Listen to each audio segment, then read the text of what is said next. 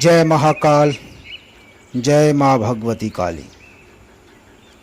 माँ कालिका पुराण भाग 38 अध्याय 1 नरकासुर उपाख्यान।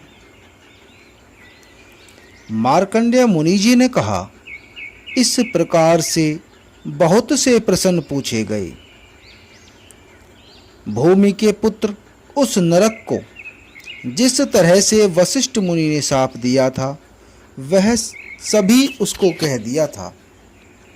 भूमि के पुत्र से जो भी सुना था वह पहले ही दूत के द्वारा आवेदित था।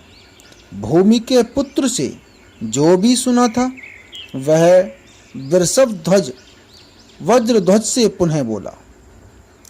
वार ने कहा, आपको क्रोध नहीं करना चाहिए। शरीरधारियों को सुख और दुख चक्र की ही भांति परिवर्तित हुआ करते हैं, अर्थात सुख के बाद दुख से कोई भी हीन हुआ करता है। परंतु धीर पुरुषों को विभूति के लिए उसमें प्रतिकार करना ही चाहिए। आपको भी अब उसका प्रतिकार करना योग्य है, अर्थात आपको भी प्रतिकार करना ही चाहिए। पृथ्वी में वह मनुष्य असाधारण विभूतियों से वर्धित होता है। ऐसा सभी को होता है, चाहे कोई दानव हो, दैत्य हो अथवा असुर हो, राक्षस हो अथवा किन्नर हो।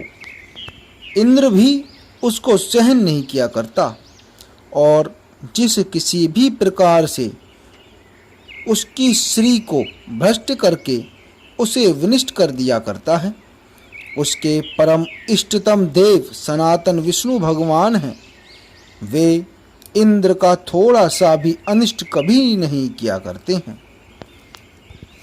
इंद्र का अनिष्ट करने वाला जो कोई भगवान विष्णु की समाराधना किया करता है, उसको सच्छिद्र वरदान देकर उसका विनाश करते हैं। चिरकाल आराधना किए हुए भगवान विष्णु अभिष्ट काम प्रदान करते हैं और शरीर से कष्ट सहकर पूजा करने पर वे परम प्रसन्न हो जाया करते हैं।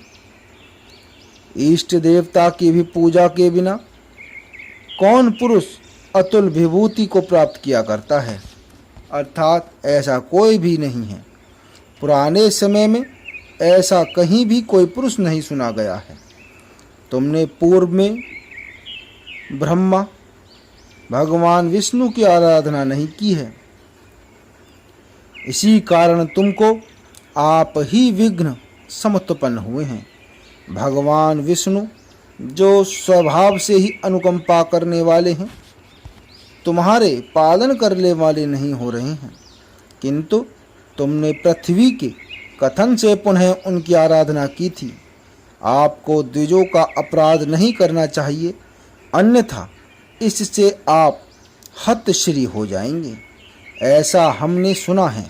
आपने परम श्रेष्ठ वशिष्ठ मुनि का अपराध किया है। हे भोग, इसलिए उस स्मरण मात्र से पृथ्वी और विष्णु नहीं पधारे।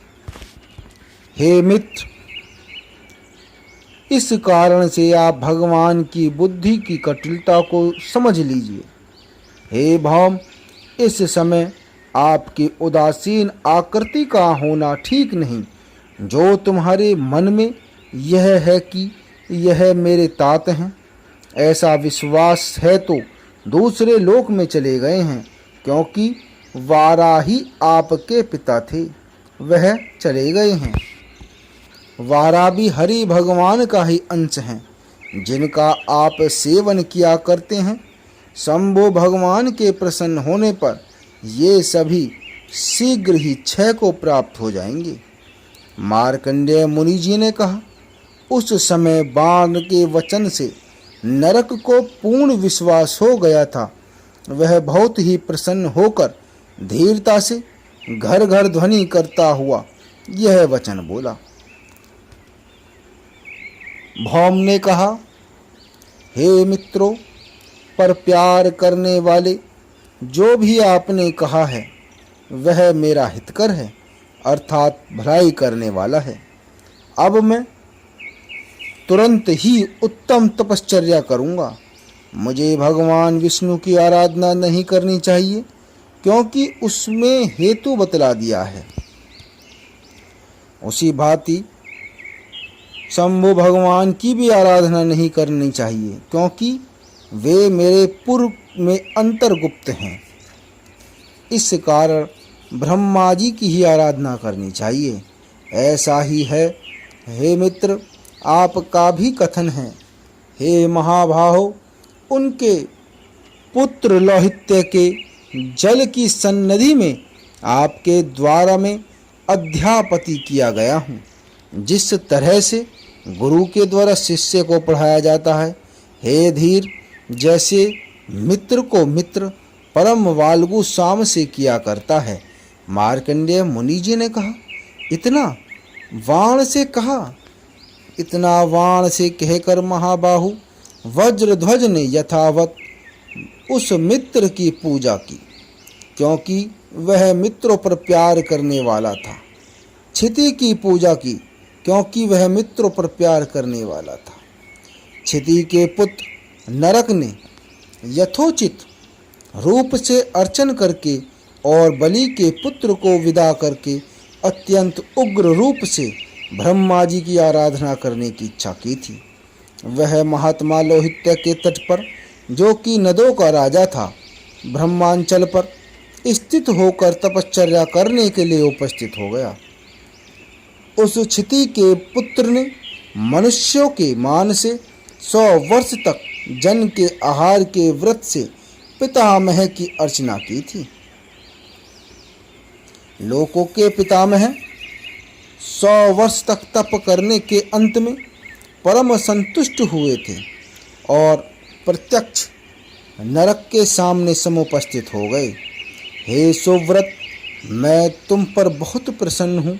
मैं तुमको वरदान दूंगा, जो भी चाहो वर मांग लो।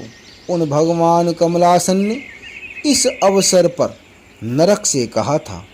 उस नरक से समस्त लोकों के स्वामी कमलासन प्रभु का प्रत्यक्ष दर्शन करके उसने उनको प्रणाम किया था और फिर दोनों को कर जोड़ अर्थात हाथ जोड़ विनय से अवनत कंधरा को करके बोला, हे सुरश्रेष्ठ, आप मुझे एक वरदान यह दीजिए कि मैं देवों, असुरों से, राक्षसों से और सभी देव योनियों में अवध्य हूँ, अर्थात वध होने के योग्य न रहूं।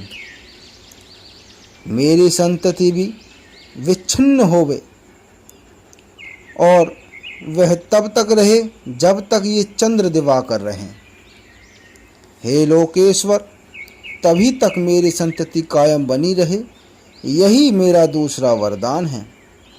तिलोत्तमा आदि जो देवियां सुंदर रूप और गुणों से समन्वित हैं, वे सब 16 सहस्त्र मेरी दयिता हो जाएं।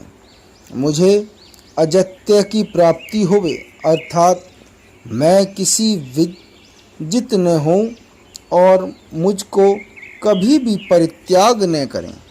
हे पितामह, ये मेरे 5 वर हैं जो आपसे मैंने आज वर्ण करने की इच्छा प्रकट की है। मार्कंडेय महर्षि जी ने कहा, वह नरक माया से मोहित हो गया और मुनि के शाप को विस्मृत कर दिया था। मुनि का श्राप उसी भांति स्थित था। उसने अन्य वरदानों की याचना की थी।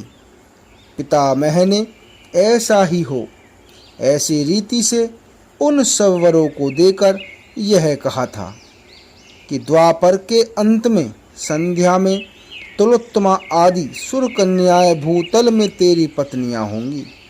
हे वृषध्वज, जब तक देवर्षि नारद तेरे पुर में नहीं जाते हैं, हे क्षिति के पुत्र, तब तक आपको उनके साथ मैथुन कर्म नहीं करना चाहिए।